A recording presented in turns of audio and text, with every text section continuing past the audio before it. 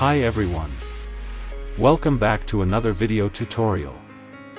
Before we start, I hope to subscribe to the channel and press the bell icon. Learning from the best After Effects tutorials will progress your ability in Adobe's powerful and versatile software. The vast wealth of tutorials out there will advance your understanding of visual effects, compositing, and motion graphics, whether beginner or pro. Packed full of features for creating everything from a simple title sequence to full 3D stereo compositing, Adobe After Effects is the industry standard software. It's used by most VFX, 3D, and motion graphics artists, as well as animators, all of who could benefit from all the input the wise internet has to offer. Our list contains the very best of the tutorials out there. We've grouped the tuts in the description so you can find what you need.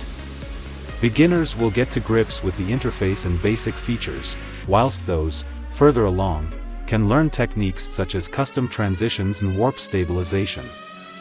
More advanced, dive into rotoscoping nature footage. New to the software and want to get shown the ropes, in plain English?